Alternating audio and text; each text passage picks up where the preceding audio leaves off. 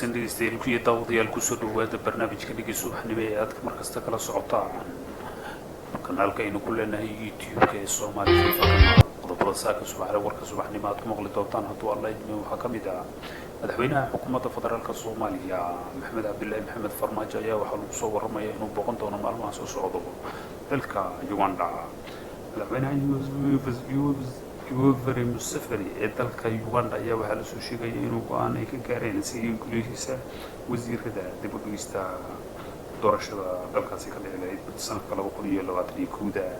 sidoo kale waxaa lagu soo waramayay inay dib u dhigis ku sameeyeen doorashada dalka Ethiopia guddiga doorashooyinka dalkaasi sidoo kale waxaa lagu soo waramayaa inuu si baan u sii baahayo caalamka cudurka gacan faraha baan ay ku haya ee loo yaqaano COVID-19 ama coronavirus oo asalkiisii ka dhalasho ahaan kasoo jeedo dalka China. qodobada aad ku maqli doontaan kuwaas iyo kuwa kale ayaa ka mid ah daawadayaal dhegeystayaal kusoo dhawaada barnaamijka dhegeyso waxnimo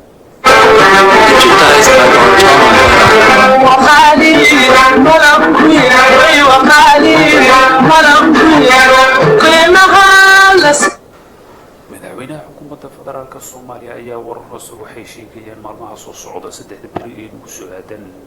inuu booqan doono dalka Uganda asagoo la kulmi doono dhigiisa dalka Uganda Yoweri Museveni. madaxweynaha iyo madaxweynaha kale ee dhigiisa ayaa waxaa lagu sheegayaa inay ka wada hadli doonaan ciidamada AMISOM iyo habkii uu qayb qaadan lahaayeen dib u wareegta dalka iyadoo la sheegayo in madaxweynaha Museveni uu aad uga dhacsanayn siyaasadda madaxweynaha Maxamed Cabdullaahi Farmaajo dhawaanahan dambe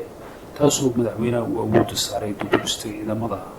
una isku dayay inuu ka maarmo xoogga midowga Afrika. madaxweynaha Yoweri Museveni sidoo kale waxaa la sheegayaa madaxweynaha Yoweri Museveni iyo guddigiisa doorashooyinka dalkaasi oo muddo soo xukumayay ayaa lagu waramayaa inay doorasho dib u dhigaan iyadoo sababo uga dhigay cudurkan baan ee dunida ka taagan ee coronavirus. sidoo kale waxaa dalka Itoobiya waxaa lagu soo waramayaa ra'iisul wasaaraha dalka Itoobiya Abiy Ahmed ayaa waxaa lagu soo waramayaa in ay shir wada qaateen isagii guddigiisii farsamada doorashooyinka